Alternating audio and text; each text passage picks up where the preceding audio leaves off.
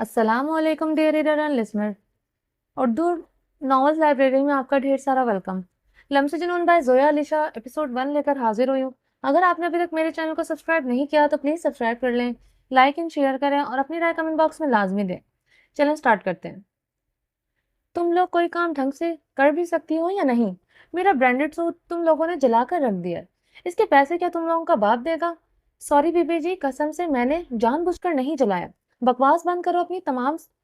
तुम्हारे सॉरी कहने से क्या मेरा महंगा सूट ठीक हो जाएगा?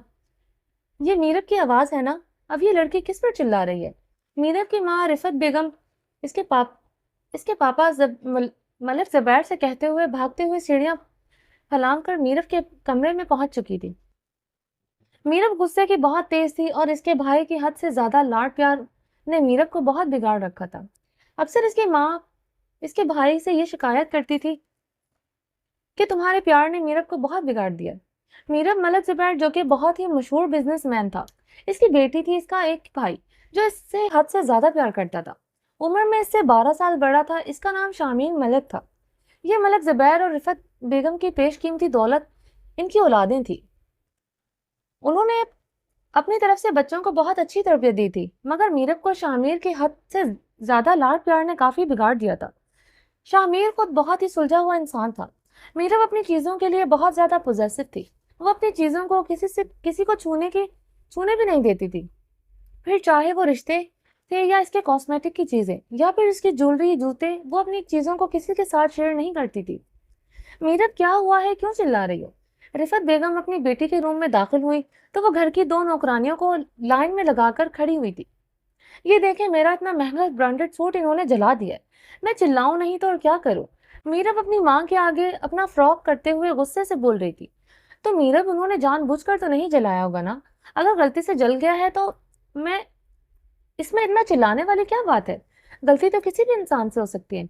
मामा प्लीज, आपको तो हर बात ही नॉर्मल लगती है। ये लोग इतनी तनख्वाह लेते हैं, इनका कोई तो फर्ज बनता है कि हर काम ढंग से करे।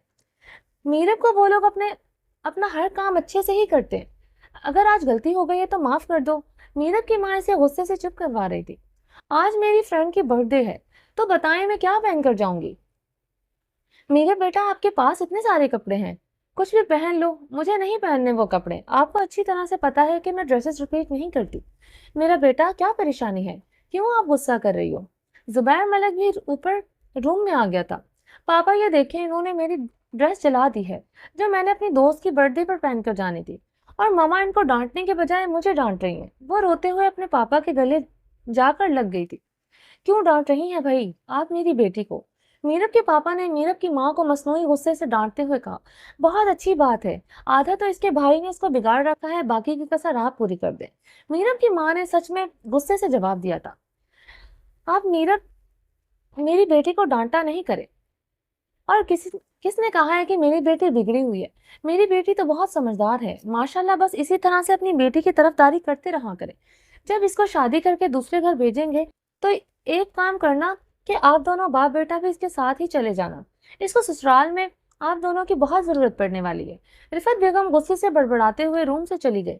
पापा, देखा ना आपने कि मामा किस तरह मुझ पर चिल्लाती रहती हैं, और तुम दोनों यहाँ पर खड़ी हुई क्या देख रही हो? दफा हो जाओ, खामखा मेरी मामा से मुझे इतनी बातें सुनने को मिली। तुम दोनों की वजह से हालांकि बातें मामा को तुम लोगों को सुनानी चाहिए थी। मीरब अपना गुस्सा नौकरानियों पर निकालते हुए बोली। नौकरानियां बेचारी अपनी जान बचाते हुए 1 मिनट से पहले कमरे से 9 2 11 हो गई। अब बताओ, मेरे बेटे को क्या मसला है? नया ड्रेस चाहिए? यस पापा, मेरे दोस्त की बर्थडे है और मुझे वहां पर नया ड्रेस पहन कर जाना है। आपको तो पता है ना कि मैं एक ड्रेस को दोबारा रिपीट नहीं पहनती। मीरब ने बेचारा सा मुंह बनाते हुए अपने पापा से कहा। तो जाइए नया ड्रेस ले लें। मीरब के पापा ने अपना क्रेडिट कार्ड मीरब के हाथ में थमाते हुए कहा। लव यू पापा। मीरब अपने पापा के गले में बाहें डालकर खुशी से झूमती हुई कार्ड लेकर ड्राइवर के साथ ड्रेस लेने चली गई थी। प्लीज समझने की कोशिश करो, मैं नहीं रह सकता इसके बगैर। मेरा जिस्म टूटता है, कीड़े रेंगने लगते हैं। मेरे जिस्म में इतना दर्द होता है कि मुझसे बर्दाश्त नहीं होता। इस दर्द से तो बेहतर है कि मैं मर जाऊं। वो ज्यादातर और ज्यादा बेहतर है, क्यों नहीं मुझे मार देते? तुम लोगों को सब पता है क्यों मेरा तमाशा बना रहे हो। या तो मुझे मरने दो या मुझे नशा दो, प्लीज। पहले तो इस लड़की के बगैर नहीं रह सकता था, अब तो नशे के बगैर नहीं रह सकता। तो कोई एक चीज की डिमांड कर। तो रुमान शाह आंखें दिखाते हुए बोला, मुझे नहीं जीना, मरने दो मुझे। क्यों नहीं, तुम लोग मेरी जान छोड़ देते। अहमद रोते हुए बोला, तुम सिर्फ एक लड़की की खातिर अपनी जान देना चाहते हो, मरना चाहते हो। वो कल की आई हुई लड़की तुम्हारे लिए इतनी खास हो गई है कि तुम्हें ना तो अपनी बूढ़ी माँ नजर आ रही है और ना ही अपनी जिगरी यार। लानत है तेरी जवानी पर। हाँ, नहीं नजर आ रही मुझे मेरी बूढ़ी माँ, और ना मुझे नजर आ रहे हो तुम लोग। तुम मेरा पीछा क्यों नहीं छोड़ते? हर जगह साए की तरह मेरे पीछे आ जाते हो। अपनी बकवास बंद करो और चलो मेरे साथ गाड़ी में बैठो। रुमान शाह अहमद को हाथ से पकड़ते हुए गाड़ी में बिठा रहा था। रुमान शाह, मुझे नहीं जाना तुम्हारे साथ। अहमद गाड़ी से बाहर निकलने की कोशिश कर रहा था। देखता हूँ कैसे नहीं चलते तुम मेरे साथ। रुमान शाह नशे में टूटे हुए अहमद को सीट पर बिठाते हुए सीट बेल्ट बांधकर दूसरी तरफ से होता हुआ गाड़ी में आकर बैठ गया और गाड़ी स्टार्ट करता हुआ हॉस्पिटल की तरफ चल पड़ा। अहमद रुमान शाह का बहुत अच्छा दोस्त था। रुमान शाह और अहमद शाहजेब तीनों बेस्ट फ्रेंड थे। स्कूल लाइफ से लेकर कॉलेज लाइफ तक इन तीनों ने इकट्ठे पढ़ाई की थी। इन दोनों में लाजवाब केमिस्ट्री और दोस्ती थी। तीनों एक दूसरे के साथ बहुत ही अच्छा टाइम स्पेंड किया करते थे। यूनिवर्सिटी में इनकी दोस्ती के चर्चे हुआ करते थे। मगर फिर अहमद की जिंदगी में एक लड़की आई जिसको अहमद ने बहुत प्यार किया। अहमद स्कूल से लेकर इसको लेकर बहुत सीरियस था। वो इससे शादी करना चाहता था, मगर इस लड़की ने अहमद को सिर्फ टाइम पास के लिए रखा हुआ था। अरीशा एक बहुत ही अमीर खानदान से ताल्लुक रखती थी, जिसके माँ बाप ज्यादातर मुल्क से बाहर ही पाए जाते थे और यहाँ पर वो अकेली खूब अय्याशियां करती थी। यूनिवर्सिटी में सिर्फ लड़कों से दोस्तियां निभाने के लिए ही आया करती थी। मगर अहमद इसके इश्क में इस कदर मुब्तला था कि इसकी कोई चीज भी नजर नहीं आती थी। हालांकि शाहजेब खान और रुमान शाह इसे बहुत समझाया करते थे कि ये लड़की तुम्हारे लिए ठीक नहीं है, मगर अहमद के सर पर अलीशा का इश्क सर चढ़कर बोलता था। कई बार इन दोनों में झगड़ा भी हुआ अलीशा को लेकर, मगर अहमद ने इसको छोड़ने के लिए तैयार नहीं था। करते करते वो लड़की अहमद को इस मकाम पर छोड़कर चली गई थी कि अहमद को खुद को नशे की हालत में लगाकर अलीशा को बुलाने की कोशिश करता। कितनी बार इसने खुदकुशी करने की कोशिश की, मगर हर बार रोमान शाह मौके पर पहुंचकर इसे बचा लेता था। रोमान शाह अपने यारों के लिए बहुत मुफलिस दोस्त था। जैसे जीने वाला इंसान रोमान शाह था, तो भला ऐसे वक्त में वो अपने बेस्ट फ्रेंड को अकेला कैसे छोड़ सकता था? अहमद यार, तुझे सच में अपनी बूढ़ी माँ नजर नहीं आती, जिसके जीने का वाहिद सहारा तू है? पता है कि वो फोन करते हुए किस तरह से तड़प कर रोते हुए मुझे बता रही थी कि तुमने फिर से खुदकुशी करने की कोशिश की है। रोमान, मैं क्या करूं, मेरे दिमाग से अरीशा जाती ही नहीं। इसको भुलाने की बहुत कोशिश करता हूँ, जितनी कोशिश करता हूँ वो इतनी ही मुझे याद आती है। इसको बुलाने के लिए ही तो मैं नशा करता हूँ, इसको बुलाने के लिए ही मैं मरना चाहता हूँ। अहमद बेबसी के साथ रोते हुए शर्मिंदा अंदाज में आंखें झुकाए हुए बैठा था। रुमान, तुम मेरा यार है ना, तो मुझे अरीशा ला दो। मैं तुझसे वादा करता हूँ कि मैं नशा छोड़ दूंगा। अहमद बहुत उम्मीद भरी नजरों से गाड़ी चलाते हुए रोमान शाह से बोल रहा था। रोमान शाह इन तीनों की टोली में इस टोली की जान था और वो अपने यारों के लिए कुछ भी कर गुजरने का जज्बा रखता था। ठीक है, तुम वादा करो कि तुम अपना इलाज करवाओगे और भी अच्छे तरीके से दोबारा कभी अपनी जान लेने की कोशिश नहीं करोगे। रोमान शाह ये वादा करता है कि अरीशा को वापस तुम्हारी जिंदगी में जरूर ले आएगा। रोमान शाह, मैं वादा करता हूँ कि मैं अपना इलाज ठीक से करवाऊंगा, बस तुम मुझे अरीशा ला कर दे दो। रोमान शाह वादा करते हुए इसे हॉस्पिटल के अंदर ले आया था, जहां डॉक्टर शाहजेब इनका वेट कर रहा था। डॉक्टर शाहजेब इनकी टोली का तीसरा दोस्त था। तीनों आपस में बहुत अच्छे फ्रेंड्स थे। अहमद को शाहजेब ने हॉस्पिटल में दाखिल करवाया था, जहां पर इसका इलाज शुरू हो चुका था। अहमद के काफी सारे टेस्ट हुए, जिनमें डॉक्टर्स ने बताया कि अहमद के जिस्म पर 70% ड्रग्स का नशा फैल चुका है। ये जहर इसके बॉडी को 70% मुतासिर कर चुकी है। मगर डॉक्टर्स ने यह यकीन दिलाया था कि अगर पेशेंट खुद कोशिश करे और अच्छी इलाज करवाए तो इसकी जान बचाई जा सकती है। रोमान, तुम अहमद को एडमिट करवाने के लिए कैसे मना कर लाए हो? क्योंकि वो इतनी आसानी से तो हॉस्पिटल में दाखिल नहीं हो सकता था। डॉक्टर शाहजेब रोमान शाह से हॉस्पिटल के बाहर खड़ा ये पूछ रहा था। मैंने इसे ये कहकर अपना कहा कि अगर वो अपना इलाज अच्छे से करवा ले तो मैं इसे अरीशा वापस ला कर दूंगा। क्या तुमने अहमद से ये कहा है कि तुम इसे अरीशा वापस ला कर दोगे? इससे तो बेहतर था कि इसे मरने देते, इसको ड्रग के नशे में। डॉक्टर शाहजेब गुस्से से बोला। शाहजेब यार, इसकी जान बचाने के लिए झूठ बोलना पड़े तो मेरे नज़दीक ये गलत नहीं है। मतलब कि तुमने अहमद को झूठ कहा नहीं कर सकते, नहीं तो तुम्हें क्या लगता है मैं इस अलीशा जैसी घटिया लड़की को फिर से हमारे यार की जिंदगी में वापस लाऊंगा? थैंक गॉड, मुझे तो लगा कि सच में तुम इस घटिया अलीशा को अहमद की जिंदगी में वापस लेकर आओगे। डॉक्टर शाहजेब लंबी लंबी सांस लेते हुए शुक्र कर रहा था। माजी, कहाँ जा रही हो? इस तरह सच सवर कर। रोमियो महक का हाथ पकड़कर अपनी तरफ खींचते हुए इसे हवेली के बरामदे में ले आया था। रोमियो और सहर दोनों आपस में कजन थे। रोमियो महक के चचा का बेटा था और महक रोमियो के बड़े ताया की बेटी थी। रोमियो के बाबा के अलावा और भी भाई थे। रोमियो के बाबा ज्यादा चालाक नहीं थे, जिसकी वजह से इसके हिस्से में कुछ खास नहीं आया था। रोमियो के पापा दोनों बड़े भाई जो कि बहुत ज्यादा चालाक और बेईमान थे, इन्होंने बड़ी चालाकी से रोमियो के बाबा की आधी से ज्यादा जायदाद हड़प कर ली थी। रोमियो अभी इस काबिल नहीं था वो अपने बाप के साथ कांधा लगाकर खड़ा हो सकता। अभी मैट्रिक के पेपर्स दे रहा था। रोमियो का बाबा अक्सर बीमार रहने लगा था। रोमियो की माँ अक्सर रोमियो के बाबा से शिकायत करती थी कि तुम्हारे भाइयों ने मेरे बेटे के हिस्से की जायदाद पर कब्जा कर लिया और अब कुछ भी नहीं बोलते। रोमियो के बाबा बहुत सब्र से जवाब दिया करते थे कि बेगम, ये दुनिया का माल दुनिया में ही रह जाना है, आखिरत में सिर्फ अपने अमाल ही लेकर जाने हैं, तो इसलिए दुनिया की फिक्र मत करो। मुझे यकीन है हमारा बेटा इस काबिल जरूर बनेगा, वो अपनी मेहनत के बलबूते पर अपना नाम कमा लेगा। हमारे बेटे की फिक्र ना किया करो। मगर रोमियो की माँ अक्सर इस बात पर नाराज होती थी कि हमारा बेटा नहीं, हमारी एक बेटी भी है। इसको कल को जब हमने इसकी शादी करेंगे तो इससे खाली हाथ रुखसत करेंगे।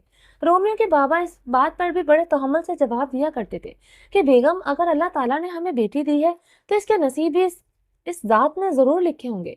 तुम हमारी बेटी के लिए परेशान ना हुआ करो। इसे मेरे जैसा हमसफर खुदा इसे मेरे जैसा हमसफर दे तो इसे कुछ भी देने की जरूरत नहीं पड़ेगी। इस बात पर रोमियो की माँ चुप कर जाती थी, क्योंकि यह सच था कि रोमियो के बाबा ने रोमियो की माँ को बहुत प्यार और इज्जत से रखा था। हालांकि रोमियो की माँ एक बहुत गरीब खानदान से ताल्लुक रखती थी। रोमियो की माँ यतीम थी, इसके माँ बाप मरे हुए थे और दादी ने इसको पाला था, जिसकी वजह से रोमियो की माँ कुछ भी जहेज में लेकर नहीं आई थी। मगर एक शादी में रोमियो के बाबा ने जब इसे देखा तो इसे वो बहुत पसंद आ गई थी। इसने आकर अपने बाप से जिद की कि मुझे इस लड़की से शादी करनी है। बस शायद ये शादी ही रोमियो के बाबा के लिए सजा बन गई थी, क्योंकि ना तो रोमियो की माँ इसके दादा की दूसरी बहू की तरह खानदानी थी, ना ही अमीर और ना ही दूसरी बहू की तरह पढ़ी लिखी। रोमियो की माँ बहुत सादा मिजाज और नेक औरत थी, जिसकी वजह से हमेशा वो सबसे अलग थलग ही रही। इसने कभी भी घर वालों से शिकवा शिकायतें लड़ाई झगड़े नहीं किए थे। बस कभी दिल भर जाए तो अपने शौहर के से दिल की भड़ास निकाल लेती थी। इसे कभी भी भी घर की बहू होने का मान नहीं दिया गया था। जिंदगी का सफर यूं ही कटते गया। मगर रोमियो के बाबा ने हमेशा रोमियो की माँ को बहुत मोहब्बत दी और इसे कभी इसका पिछला याद नहीं आने दिया। इसीलिए रोमियो की माँ सच में अपनी बेटी के लिए अपने शौहर जैसा ही हमसफर खुदा से मांगती थी। रोमियो को अपने ताया की बेटी महक बहुत पसंद थी, मगर महक रोमियो को मुंह नहीं लगाती थी। इस वजह से नहीं कि रोमियो खूबसूरत नहीं था। रोमियो खूबसूरती के लिहाज से खानदान का सबसे खूबसूरत लड़का था, मगर रोमियो के पास इसके बाबा की जायदाद नहीं थी और ना ही घर में रोमियो के बाबा की वो हैसियत थी जिसके जिसके दोनों ताया की थी। इसलिए रोमियो को भी हमेशा महक डिग्रेड ही करती थी। मगर रोमियो के बाहर अपने दिल के से रोमियो बाहर अपने दिल से मजबूर होकर शहर के करीब होता था। आज वे महक जब तैयार होकर दूसरी हवेली जा रही थी, दूसरी हवेली में महक के ननियाल वाले रहते थे। महक के मामू भी काफी नक चिढ़े थे, इनको भी काफी मान था अपनी दौलत पर। छोड़ो मेरा हाथ, मुझे हवेली जाना है, महक रोमियो से अपना हाथ छुड़ाते हुए बोली। दूसरी हवेली इतना सच सवर कर जाने की क्या जरूरत? रोमियो का शहर का यूं सजना संवरना बहुत बुरा लगता था। महक बहुत ही ज्यादा फैशनेबल थी। रोमियो, तुम अपने काम से काम रखा करो। मैंने तुम्हें ऐसा कोई हक नहीं दिया कि तुम मुझसे ये सवाल करो, और ना तो तुम मेरे बाप हो और ना ही मेरे भाई, समझे तुम? महक, तुम मुझसे इस अल्फाज में बात मत किया करो। मेरे जज्बात से तुम नावाकिफ नहीं हो, जो इतनी मासूम बनकर मुझे बाप और भाई का दे रही हो। तुम्हारे साथ क्या रिश्ता बनाना चाहता हूँ ये तुम्हें अच्छी तरह से पता है। पता है कि मेरे साथ कौन सा रिश्ता बनाना चाहते हो। मगर मुझे तुम्हारे साथ ऐसा कोई रिश्ता नहीं बनाना, क्योंकि तुम्हारा स्टेटस मुझसे मैच नहीं करता। तुम्हारी हैसियत ही क्या है मेरी हवेली में? नौकरों की तरह हो तुम। महक ने आंखें घुमाकर नागवारी से रोमियो की तरफ देखते हुए कहा, महक, मैं तुमसे बहुत प्यार करता हूँ, और यार मुझे एक बार पढ़ाई मुकम्मल कर लेने दो। मेरा वादा है कि मैं बहुत मेहनत करूंगा। मैं इतना पैसा कमाऊंगा कि मुझे तुम्हारी सब ख्वाहिशें पूरी कर सकूं। प्लीज मुझे थोड़ा सा वक्त दो। रोमियो महक का हाथ पकड़ते हुए खड़ा था। प्लीज रोमियो, ये मजनू जैसी बातें मुझसे मत किया करो। ना तो मैं तुम्हें टाइम दे सकती हूँ और ना मैं तुम्हारा वेट कर सकती हूँ। मेरे पास तुमसे बेहतर ऑप्शंस मौजूद हैं। मैं तो मैं क्यों तुम्हारा वेट करूं? ऐसी क्या खासियत है तुम में? महक की नजर इसके मामू के बड़े बेटे शाज़म पर थी, जैसे अभी भी बाहर से पढ़कर आया था। शाज़म खुद बहुत ही सुलझी हुई पर्सनैलिटी का मालिक था, और रोमियो का बहुत अच्छा दोस्त भी, जिसको महक में कोई इंटरेस्ट नहीं था। मगर महक इसको इसके पैसे और इसके स्टेटस में बहुत अच्छा लगता था, और इस सब वो मेकअप से लथपथ होकर नाइट टाइट कपड़े पहनकर बड़ी हवेली इसीलिए जा रही थी कि वो शाज़म पर डोरे डाल सके। रोमियो जो महक के लिए बहुत सीरियस था, इसे महक का यूं सच संवर कर टाइट कपड़े पहनकर जाना जहर लगता था। वो महक के बकवास के आगे बेबस होकर चुप कर जाता था। महक, आ जाओ, यहाँ खड़ी क्या कर रही हो बेटा? अपने स्टेटस के लोगों के साथ उठा बैठा करो। महक की माँ दूर खड़ी हुई महक और रोमियो को खड़ा देखकर रोमियो पर तंज मारते हुए महक को बुला रही थी। रोमियो गुस्से से अपनी बड़ी ताई को देखते हुए सीढ़ियां चढ़कर छत पर आ गया, क्योंकि अगर घर के अंदर जाता तो इसकी माँ बहन फौरन ही भांप लेती कि रोमियो को किसी ने कुछ कहा है, तो वो भी परेशान हो जाती और रोमियो की परेशानी की वजह नहीं बनना चाहती थी, क्योंकि रोमियो की माँ की जिंदगी में पहले ही बहुत सारी परेशानियां थी। वो मजीद नहीं बढ़ाना चाहता था। रोमियो छत पर जाकर कितनी देर यूं ही उदास सा होकर आसमान की तरफ देखता रहा। रोमियो के घर वालों का यह रवैया इसे कमजोर नहीं करता था, बल्कि इनके रवैयों की वजह से रोमियो का खुद के पैरों पर खड़े होने का जुनून बढ़ रहा था। वो हर ठोकर के बाद खुद को और मजबूत करके खड़ा हो जाता। हाल खान बाबा, जल्दी गाड़ी चलाओ। मेरी फ्रेंड जिमल मेरा मॉल में इंतजार कर रही है। मीरब गाड़ी में बैठी हुई खान बाबा, जो मीरब के बाबा का बहुत पुराना ड्राइवर था, इस पर चिल्ला रही थी, बीबी जी, ट्रैफिक जाम है। एक तो कराची की ट्रैफिक का यही मसला है, बंदा मरता मर जाए मगर ट्रैफिक हटने का नाम नहीं लेती। खान बाबा, कोशिश करके गाड़ी ट्रैफिक से निकाल ले। मॉल में मेरी फ्रेंड्स मेरा वेट कर रही हैं। जी बीबी जी, मैं कोशिश कर रहा हूँ। इंशाल्लाह हम लोग थोड़ी देर में मॉल पहुंच जाएंगे। खान बाबा ट्रैफिक से गाड़ी को निकालने की कोशिश करते हुए जवाब दे रहा था। जैसे तैसे खान बाबा ने ट्रैफिक से गाड़ी निकालते हुए मीरब को जल्दी से मॉल तक पहुंचाया, क्योंकि मीरब के जज्बातीपन और गुस्से से खान बाबा बहुत अच्छी तरह से वाकिफ था। आखिर बचपन से ही जवानी तक का सफर खान बाबा ने अपनी आंखों में देखा था। अल्लाह तेरा शुक्र है कि हम लोग मॉल पहुंच गए। मीरब गाड़ी से उतरते हुए अल्लाह का शुक्र अदा कर रही थी, और अपने हैंडबैग को लेते हुए भागते हुए अंदाज में मॉल के अंदर दाखिल हुई। बच्चे, तुम मुझे किस काम पर लगा देती हो? भाई प्लीज प्लीज प्लीज, क्या आप मेरा ये छोटा सा काम नहीं कर सकते?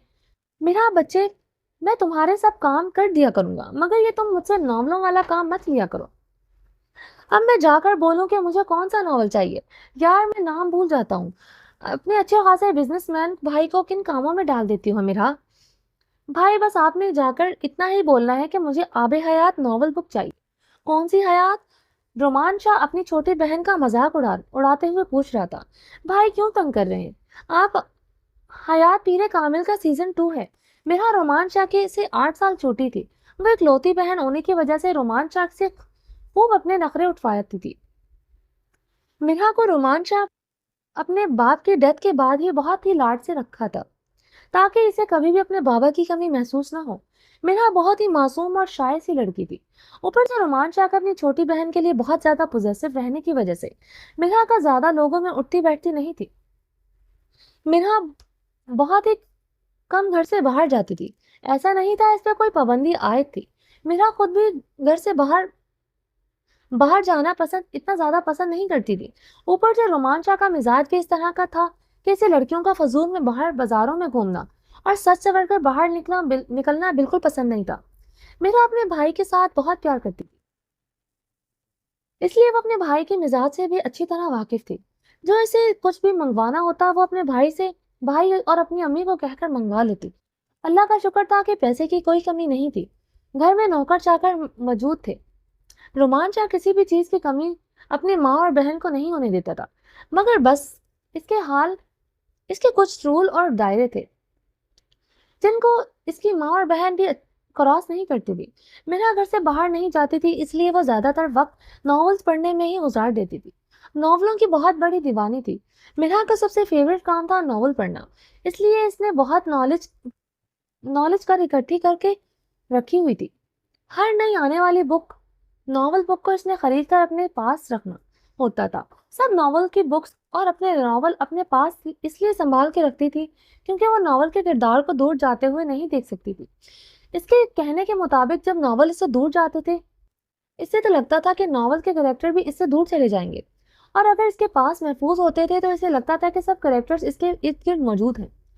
अक्सर मिर्हा की अम्मी इस बात पर नाराज होकर कहती थी कि तुमने एक दिल नॉवल पढ़ पढ़कर मिर्हा पागल हो जाना है, बस कर दिया करो, घर में और भी बहुत सारे काम होते हैं, कभी वो भी आकर देख लिया करो। मगर मिर्हा अपने भाई की बहुत लाडली थी, तो वो नॉवल पढ़ने के लिए अपने भाई से जिद करके नॉवल मंगवा लेती थी। मगर घर के काम में तो इसका भाई कुछ नहीं कह सकता था, वहां पर तो सिर्फ इसकी अम्मी का हुक्म चलता था। इसकी अम्मी के कहने के मुताबिक लड़कियों को घर के काम आने चाहिए थे, इसलिए अक्सर मिर्हा की अम्मी इसे घर के काम सिखाती हुई नजर आती थी। मिर्हा बेचारी मजबूरों की तरह अपनी माँ के डर से घर के कामों को सीखने की पूरी कोशिश करती थी। मिर्हा की माँ ज्यादातर ड्राइवर के साथ जाकर मिर्हा के लिए शॉपिंग खुद करती थी, मगर मिर्हा की माँ नॉवल वगैरह लाने से साफ इनकार कर देती थी, ये कहकर कि मुझसे ये उल्टे सीधे काम मत करवाया करो, मैं इस उम्र में तुम्हें नॉवल वगैरह लाकर नहीं दे सकती, इस तरह के शौक अपने भाई से पूरे करवाया करो। इसलिए आज मिन्हा ने सुबह से कोई 20 बार फोन करके रोमान को ये याद दिलवाया था कि आते हुए इसके लिए नॉवल बुक जरूर लेकर आए।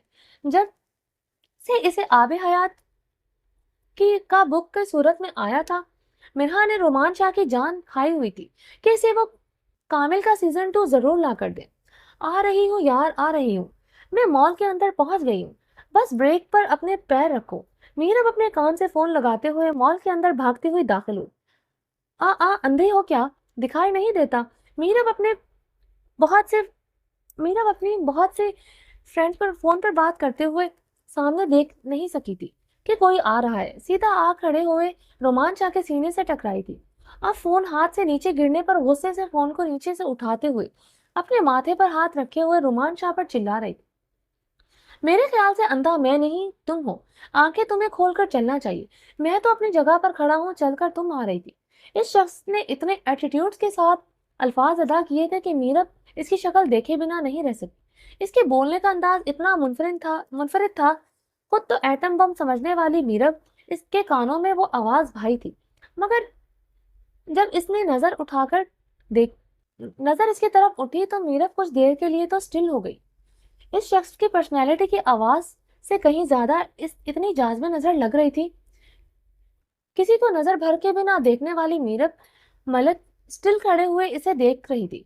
वो फुल ब्लैक कलर के 3 पीस सूट के अंदर व्हाइट शर्ट पहने हुए अपने हाथ में आईफोन पकड़े हुए बड़ी अकड़ के साथ खड़ा था।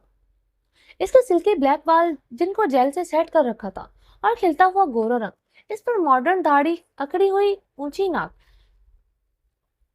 किसी की जान निकाल लेने वाले गुस्से से भरी हुई बड़ी बड़ी आंखें, 6 फुट को टच करती हुई हाइट, कसरती छाती जो खुले हुए 2 बटनों से छलक रही थी, अकड़ू मिजाज जो इसकी पर्सनैलिटी को चार चांद लगा रहा था।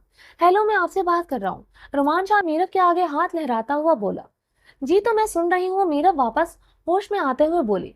अगर सुन रही थी तो फिर बोलने की जहमत भी कर ले। तुम ये अंधों की तरह भागकर मॉल के अंदर क्यों दाखिल हो रही थी? क्या बाहर जंग का ऐलान कर दिया गया है? रोमान शाह तंज करते हुए कह रहा था। यार कहाँ रह गई थी तुम? मीरब की फ्रेंड्स जोर मीरब की फ्रेंड दूर से मीरब को देखती हुई मीरब की तरफ पास आकर बोली, कहीं नहीं यार, बस गाड़ी ट्रैफिक में फंस गई। मीरब की नजरें अब भी रोमान शाह पर थी, मगर मीरब की फ्रेंड्स को देखकर रोमान शाह वापस अपने फोन पर बात करता हुआ मॉल के अंदर चला गया। हेलो मिस, कहाँ गुम हो? मीरब की फ्रेंड सबा मीरब के हाथ लहराते हुए, क्या बात है मीरब, कौन खुश नसीब है जिसके आगे मीरब की नजरों ने शर्फ बख्शा है। सबा और सारा मीरब की टांग खींच रही थी। हाँ यार, वो चीज ही ऐसी था कि मैं तो देखती ही रह गई। मीरब ने ठंडी सांस भरते हुए इसकी तरफ देखा जहां से अभी रोमान शाह गुजर कर गया था। मीरब चलो यार, तुझे तो डॉक्टर को चेक करवाना पड़ेगा। सबा मीरब के माथे पर हाथ रखते हुए मसनूई घबराहट और टेंशन दिखा रही थी। बकवास बंद करो, मीरब ने सबा को मुंह बंद करने को कहा था। नहीं यार मीरब, हमें तो सच में तुम्हारी फिक्र हो रही है। ये तो सोच आज किस तरफ ये तो सूरज आज किस तरफ से निकला है जो मीरब को कोई अच्छा लड़का लगा है। तुम तो हर लड़के में कीड़े निकालती रहती हो, हमें तो लगा तुम्हारे लिए कोई आसमानी मखलूक आएगी जिसे तुम पसंद करोगी। मगर यार तुमने तो रूह जमीन पर ही किसी लड़के को देखने लायक बोल दिया। देखना तो पड़ेगा, सच में इस बंदे में कोई खास बात तो होगी जो वो बंदा मीरब के दिल पर अपनी छाप छोड़ गया था। सवा तुम अपना मुंह बंद करो और चलो अब हम शॉपिंग करते हैं, जिस काम के लिए हम मॉल आए हैं। मीरब अपने तासुरात इनसे छुपाने की कोशिश कर रही थी, जबकि सच वही था जो सबा और सारा बोल रही थी। मीरब ने अपने दोस्तों के साथ खूब शॉपिंग की और इनको भी करवाई, मगर मीरब के दिमाग में रोमांच ही चल रहा था। मीरब के दिल ने पहली बार किसी के लिए इतने खूबसूरत एहसास महसूस किए, और इसकी पर्सनालिटी तो मीरब के दिमाग से जाने का नाम ही नहीं ले रही थी। मीरब बज़ाहिर तो अपने दोस्तों के साथ शॉपिंग कर रही थी, मगर ख्यालों में रोमान शाह को ही लिए हुए घूम रही थी। रोमान शाह ने इंटरकॉम पर अपने सेक्रेटरी को अपने ऑफिस रूम में बुलाया। मैं आई कम इन सर? दरवाजे पर खड़े हुए रोमान शाह के सेक्रेटरी दिलावर ने अंदर आने की इजाजत तलब की। यस कम इन दिलावर।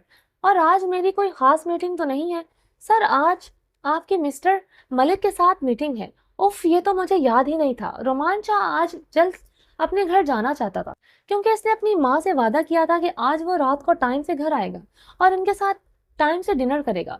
रोमान शाह ने छोटी सी उम्र में ही अपना बहुत बड़ा बिजनेस खड़ा किया था। इसके दिन रात मेहनत का सबूत था। रोमान शाह ने अपनी जिंदगी में बहुत उतार चढ़ाव देखे थे, जिसकी वजह से रोमान शाह चट्टान की तरह मजबूत था। रोमान शाह की इस ऊंचाई का नाम था जिस पर जाने के लिए लोग तरसते थे। इस मेहनत में रोमान शाह अपनी माँ और बहन को ज्यादा टाइम नहीं दे पाता था, जिसकी शिकायत अक्सर इसकी माँ करती थी। आज इसने सोचा था कि वो आज घर जल्दी जाएगा, जैसे कि वो अपनी माँ के साथ वादा भी करके आया था कि आज रात का खाना वो इकट्ठे खाएंगे। मगर वो ये भूल गया था कि आज मिस्टर मलिक के साथ इसकी बहुत अहम मीटिंग थी, जहां पर बहुत सारे मेंबरान इकट्ठे होने वाले थे।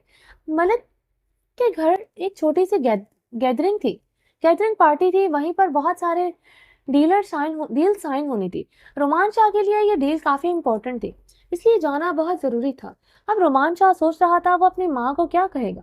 ठीक है दिलावर, तुम जा सकते हो। रोमान शाह दिलावर को भेजकर अपनी माँ को फोन मिलाने लगा। अस्सलाम वालेकुम। वालेकुम अस्सलाम। चूंटी, तुमने फोन उठाया है। अम्मी किधर हैं? अम्मी किचन में है। आपने आज जल्दी आने का वादा किया है, तो इसलिए अम्मी ने पूरे घर के मुलाजमों को जद्दोजहद में लगाया हुआ है। इनके इकलौते बेटे की पसंद के सारे खाने बनने चाहिए, और खुद भी हिटलर बनकर इनके सर पर खड़ी हुई है। मिरहा ने पूरे दिन की रिपोर्ट रोमान शाह तक पहुंचाई। मिरहा, एक प्रॉब्लम हो गई है। क्या? मेरी एक इम्पोर्टेंट मीटिंग है, तो मैं रात को लेट हो जाऊंगा। भाई आपको पता है ना कि अम्मी सुबह से लगी हुई है रात के डिनर की तैयारी करने के लिए, और आप कितने मजे से कह दिया है कि आप घर रात लेट आएंगे। मेरा बच्चे, मुझे पता है, मगर मीटिंग बहुत इंपॉर्टेंट है। ना होती तो मैं छोड़कर आ जाता। भाई मैं तो कुछ नहीं कह सकती, आप अम्मी से बात करें। मेरा प्लीज थोड़ी सी हेल्प कर दो, तुम अम्मी को समझा दो प्लीज। सॉरी भाई, मेरे पास तो और भी बहुत सारे काम करने के लिए हैं। वैसे भी अम्मी को ये बोलने का मतलब है, ये न्यूज़ अम्मी को सुनाने का। अम्मी को अपने गुस्से के बम इसी के ऊपर फोड़ देंगी। मेरा आराम से सारे मसले के बीच से निकलना चाहती थी। मेरा कि बच्चे, जब तुम्हें कोई भी हयात चाहिए हो तो फिर मुझे फोन करके मत बोलना, मैं बिल्कुल नहीं लेकर आऊंगा। भाई आबे हयात, मिरा ने अपने नॉवल बुक का नाम कराते हुए सुनकर चीखी थी।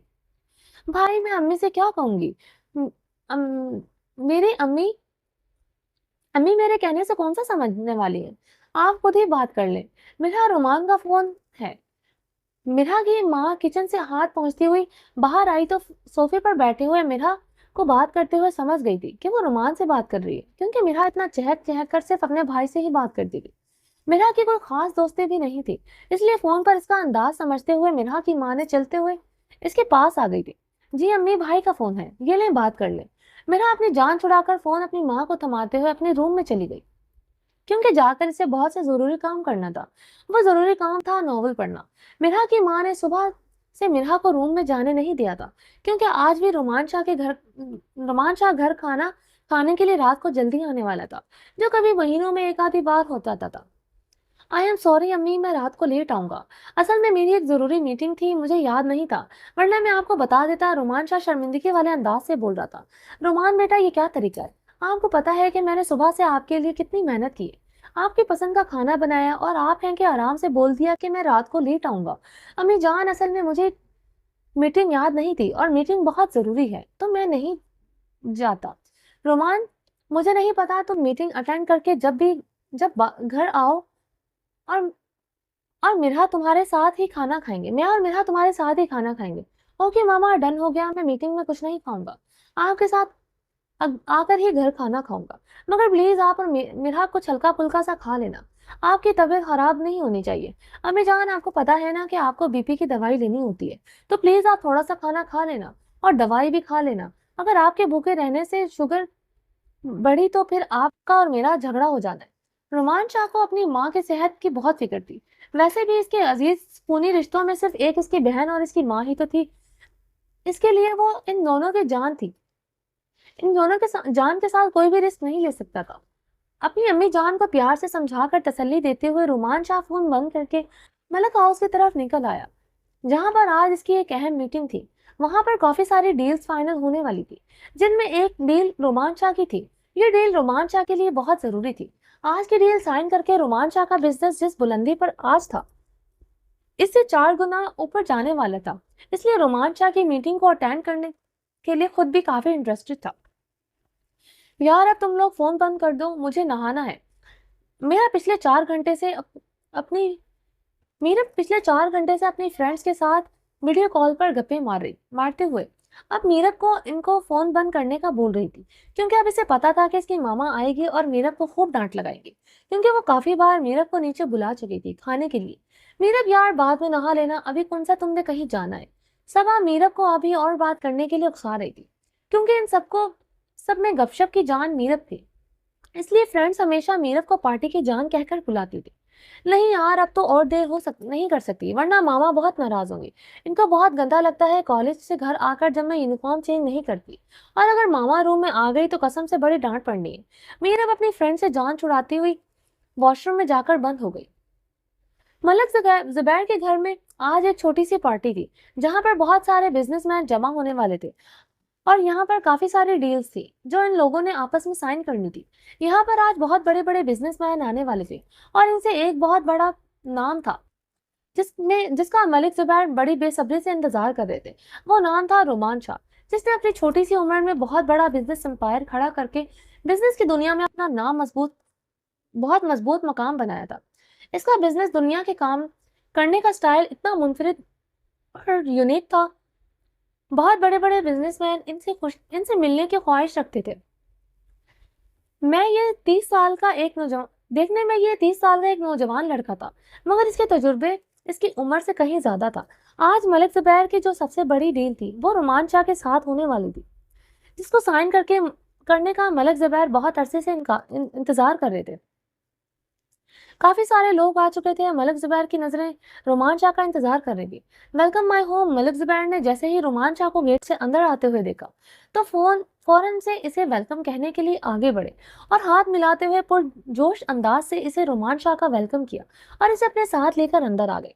मलिक जुबैर का गार्डन एरिया बेहद वसी था और खूबसूरत था, इसलिए मलिक जुबैर ने आज की गैदरिंग का अरेंजमेंट गार्डन में एरिया में किया था। पार्टी में और सब लोग आपस में गपशप करने के बाद खाने का दौर शुरू हो गया था। मगर रोमान शाह खाने में इंटरेस्टेड था, क्योंकि इसे घर जाकर अपनी प्यारी माँ का हाथ का बना हुआ खाना खाना था, जो इन्होंने रोमान शाह के लिए बहुत मोहब्बत से तैयार करवाया था। रोमान शाह, आप खाना क्यों नहीं खा रहे? मतलब जुबैर रोमान शाह को खाना खाते हुए ना देखकर बाकी मेहमानों से पूछते हुए आकर रोमान शाह के पास खड़े हुए। मलक साहब, रियली रियली सॉरी, मगर मैं खाना नहीं खा सकता। इसका रीजन है मेरी अम्मी जान ने, क्योंकि मेरी अम्मी जान ने मेरे लिए बहुत ही शानदार डिनर प्लान किया हुआ था, और अगर मैं वो डिनर नहीं करूंगा तो मेरी अम्मी जान के साथ मेरा खुदा भी नाराज हो जाएगा। अपनी माँ को नाराज करने के लिए तो आई होप आप मेरी सिचुएशन समझेंगे। रोमान शाह मलिक जुबैर से माजरत करते हुए बोल रहा था। रोमान शाह, अब आपने दलील ही ऐसी दी है कि मैं लाजवाब हो गया हूँ, क्योंकि मैं किसी भी सूरत आपकी माँ जी को तो नाराज नहीं कर सकता, लेकिन फिर भी आप कोल्ड ड्रिंक तो लेनी होगी। नो नो नो, मैं ड्रिंक नहीं करता। मलक ज़ुबैर ने हैरानी के साथ रोमान शाह की तरफ देखा। क्यों मजाक कर रहे हैं रोमान शाह? मलक साहब कसम से मैं शराब नोशी नहीं करता। सच में रोमान शाह आप जैसा ड्रिंक नहीं करता। मुझे हैरानी हुई सुनकर, क्योंकि मैं हैरानी वाली क्या बात है? ये मेरी प्यारी अम्मी जान की दी हुई तरबियत है। इनका कहना है कि शराब हराम होती है और हराम चीज को हाथ नहीं लगाना चाहिए। मुंह लगाना तो दूर की बात है। रोमान शाह हंसते हुए अपनी प्यारी अम्मी जान की तरबियत की तारीफ कर रहा था। वेरी गुड, ये तो बहुत अच्छी बात है और आपकी माँ जी ने बहुत अच्छी तरबियत की है आपकी। मलक ज़ुबैर रोमान शाह की माँ की तरबियत को सहराते हुए बोले, चले आपकी अम्मी जान ने तो कोल्ड ड्रिंक पीने की इजाजत तो दी होगी ना? या फिर आप हमारे घर में कुछ खाना पसंद ही नहीं करेंगे? नहीं नहीं मलक साहब, किस तरह की बात कर रहे हैं? शर्मिंदा मत करे, मैं कोल्ड ड्रिंक ले लेता हूँ। मलक ज़ुबैर ने वेटर को इशारा किया तो वो कोल्ड ड्रिंक लेकर आया, मगर बेचारे का पैर टेबल से टकराने की वजह से इसके हाथ में पकड़ी हुई कोल्ड ड्रिंक रोमान शाह के ऊपर गिर गई। वेटर बेचारा डर के मारे बहुत घबरा गया और सॉरी सॉरी बोलने लगा।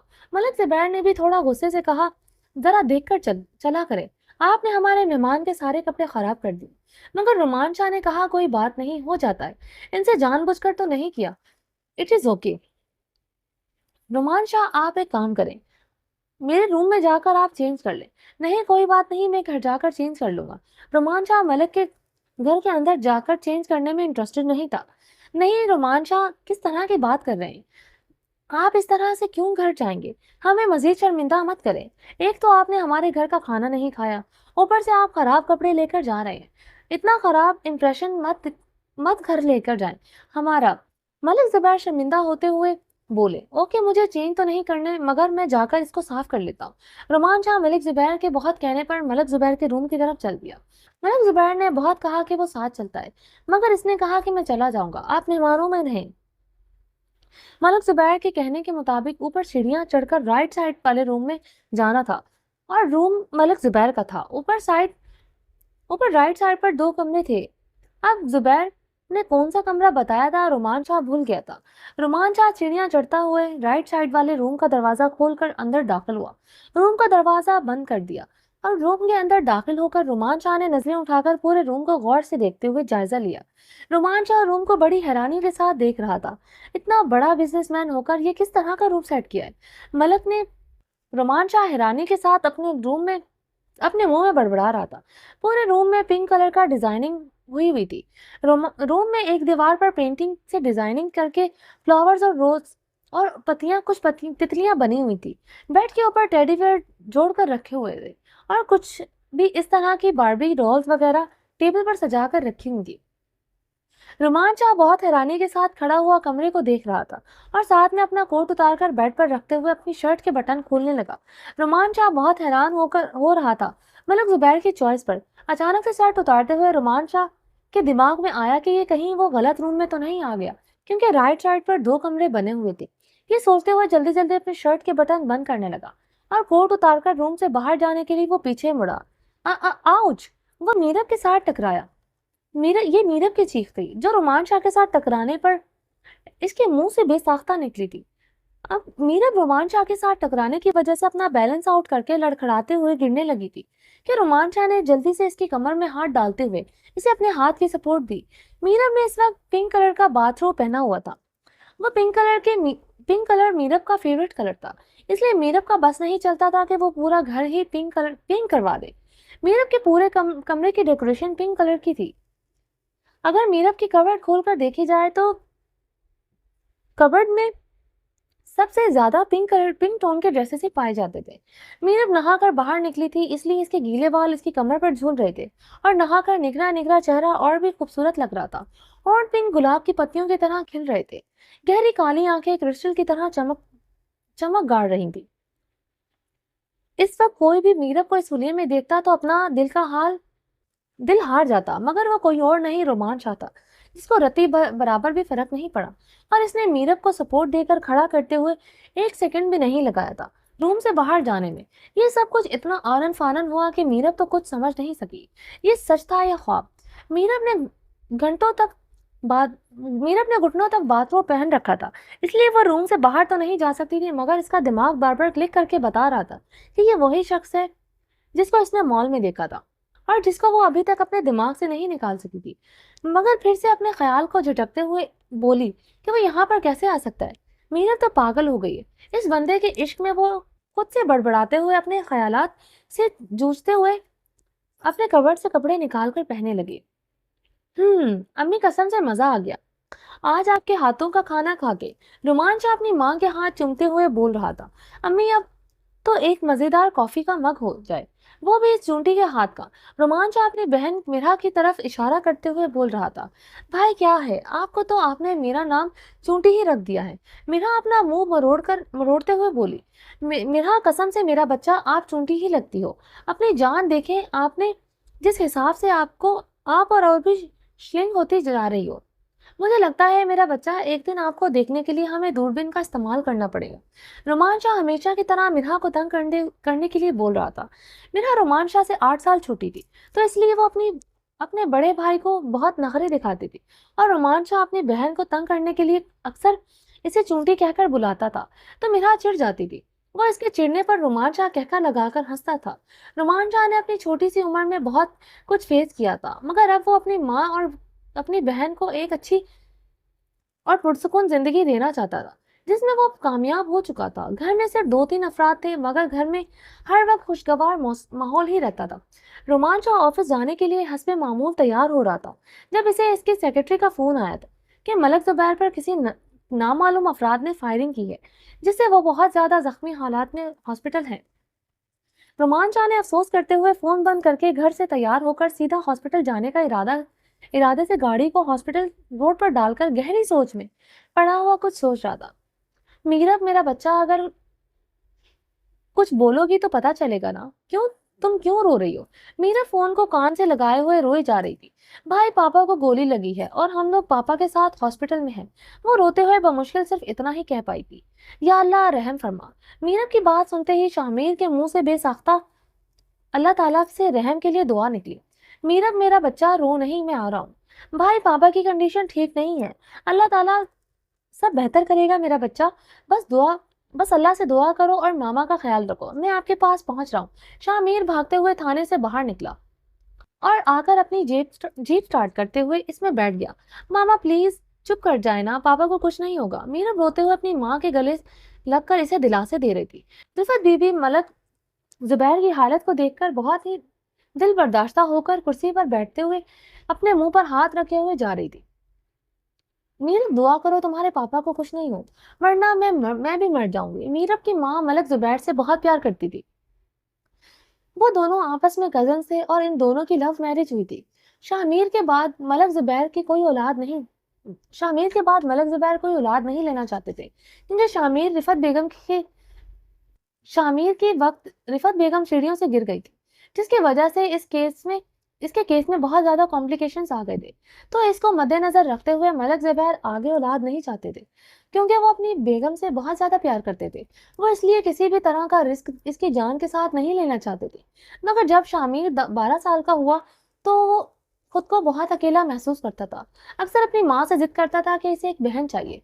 शामिर की माँ अपने बेटे से बहुत ज्यादा प्यार करती थी, जिसकी वजह से वो अपने बेटे की ख्वाहिश को लेकर अक्सर मलक ज़ुबैर के साथ बहस करती हुई नजर आती थी।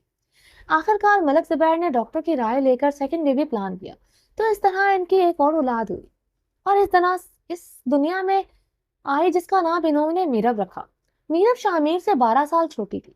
रिफत बेगम अपने बेटे से बहुत प्यार करती थी और मलक ज़ुबैर की आंखों का तारा मीरब थी। शामिर खुद भी अपनी बहन से बहुत प्यार करता था। इस तरह इनकी फैमिली कंप्लीट हो गई और घर में हर तरफ खुशियां और पुरसुकून की फिजा कायम हुई थी। मगर आज इतने सालों के बाद इनके घर में गम ने फेरा लगाया था, इसलिए रिफत बेगम बड़ी दिल बर्दाश्ता होकर खुद को संभाल नहीं पा रही थी और मीरब मुसलसल अपनी माँ के गले में बाहें डाले हुए खुद भी रो रही थी, मगर अपनी माँ को दिलासा भी दे रही थी। अस्सलाम वालेकुम मिसेस मलिक, प्लीज आप खुद को संभालें, इंशाल्लाह मलक साहब बहुत जल्द ठीक हो जाएंगे। रुमान शाह जो हॉस्पिटल में मलक की अयादत करने के लिए आया था, वो ऑपरेशन थिएटर के बाहर कुर्सी पर बैठी हुई मलक ज़ुबैर की बेगम को रोते हुए देखकर पास आया। जानी पहचानी आवाज सुनकर मीरब जो अपनी माँ के कंधे से सर लगाए हुए आंखें बंद करके रो रही थी, इसने आंखें खोलकर सामने खड़े हुए रोमांचा की तरफ देखा। वो चॉकलेट ब्राउन कलर के थ्री पीस सूट में है, लाइट सी मस्टर्ड कलर की शर्ट पहने हुए खड़ा था। आंखों में धूप से बचने वाले गॉगल लगाए हुए थे और हाथ में एप्पल की वॉच, और इसके हाथ पर खूबसूरत लग रही थी। ऐसा लग रहा था कि पहनने वाले ने एप्पल की इस टच घड़ी को चार चांद लगा दिए हों। चेहरे पर वही अकड़ और एटीट्यूड बरकरार था, मगर अंदाज काफी सॉफ्ट था। रिफत बेगम के पास से बात करते हुए रिफत बेगम ने सिर्फ हाँ में सर को हिलाया था। वो इस वक्त इस कंडीशन में नहीं थी कि कोई जवाब दे पाती। मेरे लायक कुछ भी काम हो तो जरूर बताइएगा। रोमान शाह ने रिफत बेगम से कहा था कि अगर किसी भी तरह की हेल्प चाहिए हो तो वो जरूर बताएं। रिफत बेगम ने इस बार भी सिर्फ हाँ में सर को हिलाया था। रिफत बेगम से बात करते हुए मीरब को बिल्कुल नजरअंदाज किए हुए खड़ा था, जैसे कि मीरब इसे बिल्कुल भी मंजर आम पर नजर नहीं आ रही थी। रोमान शाह रिफत बेगम को दिलासे देते हुए डॉक्टर्स की तरफ चला गया। मलक की कंडीशन का पूछने लगा। शाहमीर ने पता नहीं कैसे ये सफर तय किया था। इसका एक एक लम्हा बहुत अजियत में कट रहा था, ये सोचकर के पता नहीं इसके पापा किस हालत में होंगे। शाहमीर अपनी फैमिली से बहुत प्यार करता था। शाहमीर को अच्छी तरह से पता था कि इसके पापा पर यह हमला इसकी वजह से हुआ है। यह हमला सिर्फ इसे डराने के लिए ही किया गया था। एरिया में गाड़ी को खड़ा करके वो भागता हुआ हॉस्पिटल के अंदर दाखिल हुआ और रिसेप्शन से पूछता हुआ ऑपरेशन थिएटर की तरफ बढ़ा। भागते हुए वो किसी फिल्म का हीरो लग रहा था, क्योंकि इसकी पर्सनैलिटी बहुत दबंग थी। ऊपर से फुल यूनिफॉर्म पहने हुए वो और भी डैशिंग लग रहा था। देखिए मिस्टर मलिक, आपके शोहर की कंडीशन काफी सीरियस है। हम इस तरह से इनका इलाज शुरू नहीं कर सकते, क्योंकि ये एक पुलिस केस है। आपको पहले पुलिस की कार्रवाई पूरी करनी होगी, इसके बाद ही हम इनका ऑपरेशन हो सकेगा। डॉक्टर साहब रिफत बेगम से ये बोल रहा था। इसी वक्त शामिर इनके पास पहुंचा। जैसे था मीरब ने जैसे अपने भाई को देखा, वो भागते हुए अपने भाई के गले लगकर रो दी, और रिफत बेगम भी अपने बेटे के गले लगकर रो रही थी। मामा परेशान ना हो, इंशाल्लाह पापा ठीक हो जाएंगे। इस तरह तो आप अपनी तबीयत खराब हो जाएगी। आप अल्लाह ताला से दुआ करें। शामिर अपनी माँ को अपने सीने से लगाए हुए दिलासा दे रहा था। मेरा बेटा, आप भी चुप कर जाओ और मामा को तसल्ली दो। मैं आ गया हूँ, इंशाल्लाह सब ठीक हो जाएगा। परेशान नहीं हो, अल्लाह से दुआ करो, अल्लाह जरूर पापा को ठीक कर देंगे। बेटा, ये लो, तुम्हारे पापा का ऑपरेशन नहीं कर रहे। इनका कहना है ये पुलिस केस है, हमें पुलिस की कार्रवाई पूरी करनी पड़ेगी, इसके बाद ऑपरेशन होगा। आप परेशान ना हो, मैं आ गया हूँ, मैं सब कुछ देख लूंगा। हाय doctor, I am sorry. ACP मेरे शामीर मलिक डॉक्टर के हाथ मिलाते हुए अपना तारुफ करवा रहा था। आप मुझे बताएं, क्या कार्रवाई पूरी करनी होगी? सर, आप यहाँ पर आ गए हैं, समझ ले कार्रवाई पूरी हो गई है। डॉक्टर ने जैसे ही शामिर का नाम सुना तो वो सारी कार्रवाई भूल गया था, क्योंकि एसीपी शामिर की बहादुरी के चर्चे तो पूरे शहर में थे। बच्चे बच्चे के मुंह पर एसीपी शामिर मलिक का नाम था। जब वो थाना DHA में ट्रांसफर होकर आया था, इसके मुजरिमों की नाक में दम कर रखा था। इसकी बहादुरी के चर्चे इस कदर थे कि बच्चे स्कूल के फंक्शन में भी एसीपी शामिर मलिक ही बनना चाहते थे। अक्सर स्कूल में बच्चे ऐसे फिर शामिर मलिक का रोल प्ले करते हुए नजर आते थे, इसलिए बेचारे डॉक्टर को तो सारी कार्रवाई भूल ही गई थी। तो ठीक है, अगर कोई कार्रवाई की जरूरत नहीं है तो फिर फौरन से पहले ऑपरेशन शुरू कर दी। एसीपी के रोकदार आवाज हॉस्पिटल में गूंजी। जी सर, सारा इंतजाम हो चुका है, बस आप यहाँ साइन कर दें, इसके बाद हम ऑपरेशन शुरू कर देंगे। डॉक्टर अब छलावा बना हुआ एसीपी के आगे पीछे घूम रहा था। ऑपरेशन शुरू हो चुका था और शामिर अपनी बहन और माँ के पास बैठा हुआ इन्हें तसल्ली दे रहा था और अपने रब से बहुत सारी दुआएं कर रहा था। अल्लाह ताला इसके पापा को तंदुरुस्ती और सेहत वाली जिंदगी अता करे, और साथ में इन मुजरिमों को फांसी के तख्ते तक पहुंचाने का प्लान बना रहा था, जिनकी वजह से आज इसकी माँ और बहन खून के आंसू रो रही थी और इसका बाप जिंदगी और मौत के बीच झूल रहा था। एसीपी को बहुत दिनों से धमकियां मिल रही थी, मगर एसीपी शामिर धमकियों से डरने वाली चीज नहीं था, इसलिए इन्होंने टारगेट इसके पापा को बनाया था। एसीपी शामिर को डरा सके। इस वक्त एक बहुत बड़ा केस हैंडल कर रहा था। एक बहुत ही बड़े जमींदार का बेटा था, जिसने गांव की एक मासूम सी लड़की, जो कि एक गरीब घर से ताल्लुक रखती थी, इसका रेप किया था, और अब अपने दबदबे और पैसे से इसे केस को बंद करवाकर अपने बेटे को रिहाई दिलाना चाहता था। मगर जब ये ना हो सका तो फिर एसीपी को रिश्वत देने की कोशिश की गई, मगर वो एसीपी शामीन मलिक था, जो बहुत बाज़मीर था। वो बिकाऊ चीज नहीं था। फिर नौबत धमकियों पर आ गई थी, और फिर जब वो धमकियों से भी नहीं डरा तो अब तीसरा हर बार ये आजमाया गया था। इसके बाप पर अटैक करवा दिया गया था, मगर वो ये भूल गए थे कि एसीपी शामिर डरने वाली चीज नहीं है, बल्कि इसके बाप पर अटैक करवा के इन्होंने अपनी मौत को दावत दी। तकरीबन 1 घंटे के बाद डॉक्टर्स ऑपरेशन थिएटर से बाहर आए और उन्होंने ये न्यूज दी कि ऑपरेशन कामयाब रहा और मलिक ज़ुबैर अब खतरे से बाहर है और इनको वार्ड में शिफ्ट कर दिया जाएगा। शामिर, रिफत बेगम और मीरब ने अल्लाह का शुक्र अदा किया। रिफत बेगम जल्दी से उठी और वजू करके शुक्राने के नफल अदा करने लगी और मीरब वहीं पर अपने भाई के कांधे से सर लगाए हुए पुरसुकून होकर आंखें बंद किए हुए बैठी थी। और शामिर अल्लाह का शुक्र अदा करने के बाद अब मुजरिमों को मौत के तख्ते तक ले जाने का मंसूबा बना रहा था। माजी, रोमियो बेटा, तू कहाँ है? तेरे बाबा की तबीयत बहुत खराब है, जल्दी से घर आ ताकि हम इसको हॉस्पिटल लेकर जा सके। रोमियो की माँ रोमियो को फोन करके इसके बाबा को हॉस्पिटल ले जाने का बोल रही थी। अम्मी, मैं बस थोड़ी देर में घर पहुंच जाऊंगा। मुझे ताया जान ने मुझे मुझे ताया जान ने कुछ घर का सामान लेने के लिए मार्केट भेजा है। रोमियो बेटा, जल्दी आ, तेरे बाबा की तबीयत बहुत ज्यादा खराब है और तुझे पता है कि तेरे सिवा मैं किसी को बोलूं, सब लोग मुझे अपने कामों में बहुत मसरूफ हैं। इनके पास हमारे लिए टाइम नहीं है। रोमियो की माँ रोते हुए अपने बेटे को जल्दी घर आने का कह रही थी। फोन बंद करके रोमियो की माँ भागती हुई अपने बड़ी जेठानी के पास गई, जो महक की माँ थी। भाभी जान, रोमियो के बाबा की तबीयत बहुत खराब है, प्लीज आप भाई साहब से बोलें कि वो रोमियो के बाबा को हॉस्पिटल ले जाए। इनकी तो खुद तबीयत ठीक नहीं है, वो बीपी की दवा खाकर फिलहाल आराम कर रहे हैं। जब उठेंगे तो बता दूंगी। तो भाभी प्लीज आप आसिम को भेज दें, वो हमें हॉस्पिटल तक छोड़ दे। इसके आगे मैं सब कुछ देख लूंगी। आसिम रोमियो के बड़े ताया के बेटे का नाम था, जो कि महक का छोटा भाई था। नहीं, वो तो बिल्कुल भी नहीं जा सकता। मेरा बच्चा अभी अभी तो कॉलेज से वापस आया, वो तो नहीं जा सकता, बहुत थका हुआ है और बोल भी रहा था कि इसके सर में बहुत दर्द है। वो तो भाभी सीधा साधा बोले ना कि आप लोगों ने हमारी मदद नहीं करनी है। आप रोमियो के बाबा को हॉस्पिटल हमारे साथ लेकर जाना नहीं चाहती।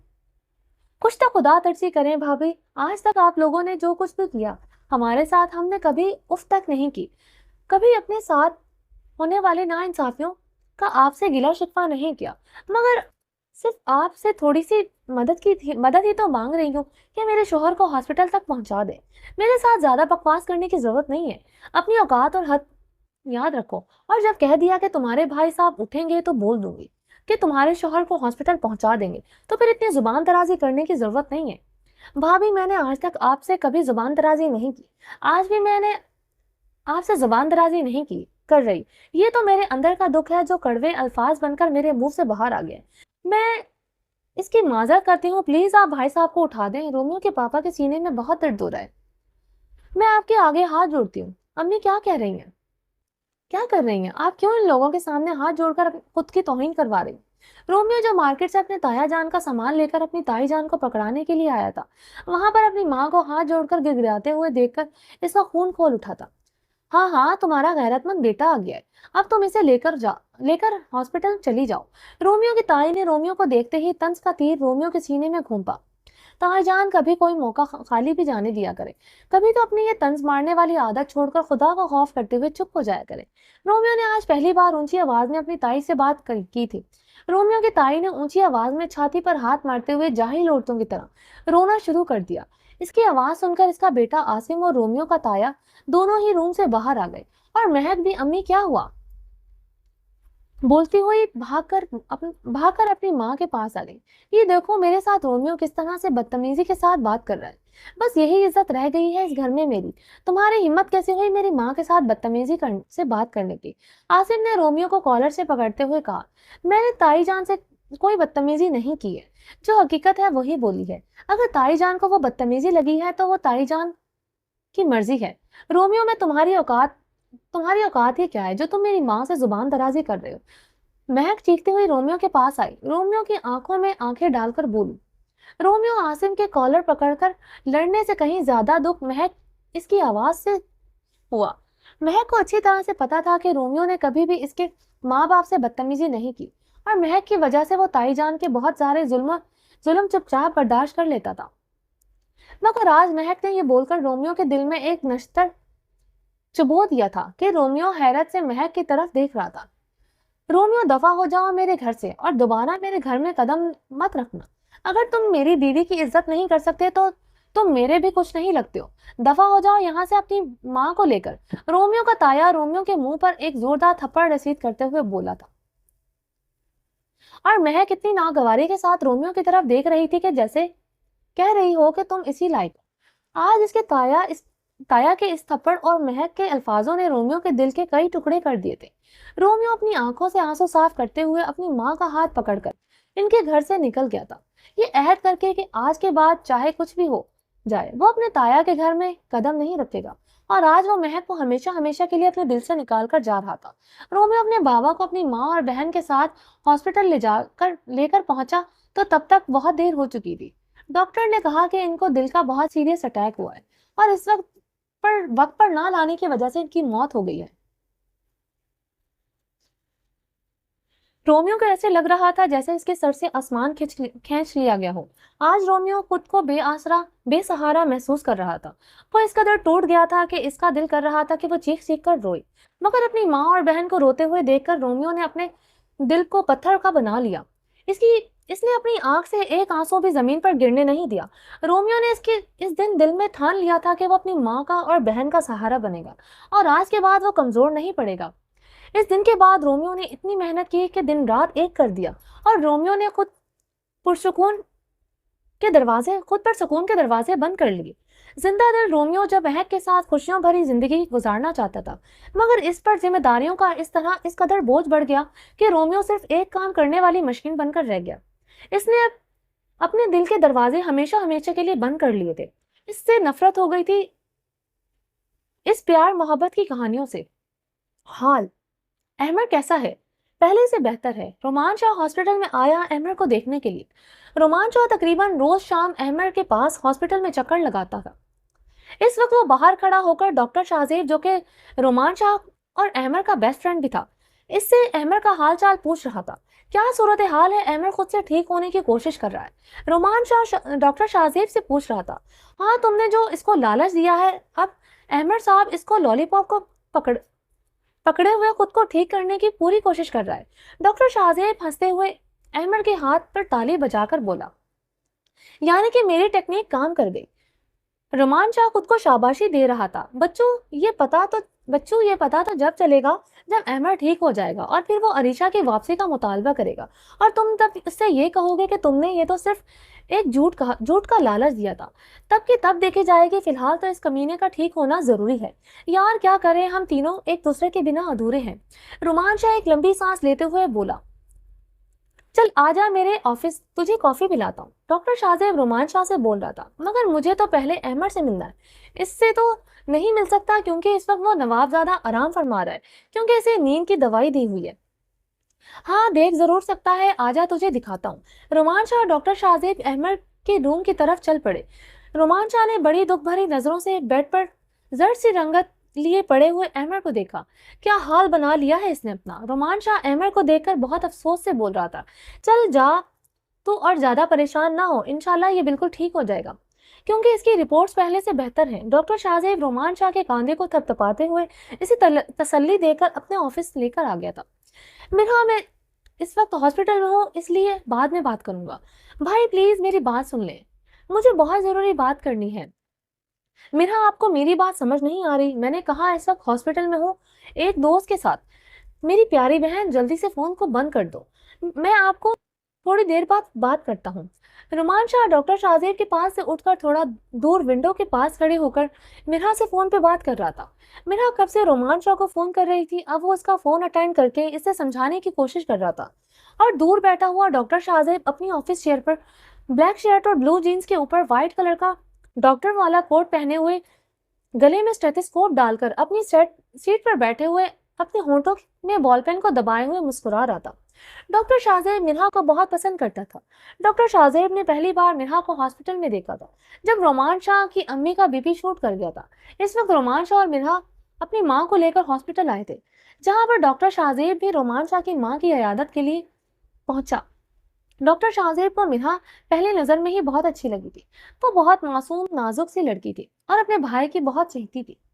जब कभी भी रोमान शाह की माँ बीमार होती या इनका चेकअप करना होता तो अक्सर मिर्हा हॉस्पिटल में भी इनके साथ हुआ करती थी और घर पे जाता तब भी मिरा अपनी माँ के साथ ही होती थी, इसलिए अक्सर डॉक्टर शाहजेब मिरा पर नजर पड़ती रहती थी।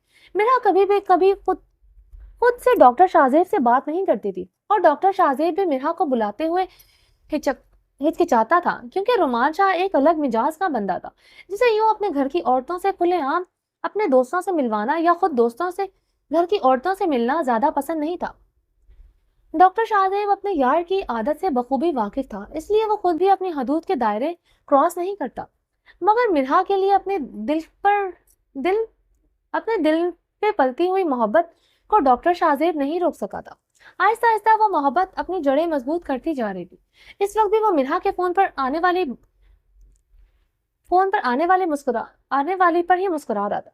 डॉक्टर शाहजेब जानता था कि रोमान शाह अपनी बहन से बहुत प्यार करता है, इसलिए इसकी बहन अक्सर इससे छोटी छोटी फरमाइशें करती रहती थी, जिनको पूरा करना रोमान शाह अपना फर्ज से अव्वल समझता था।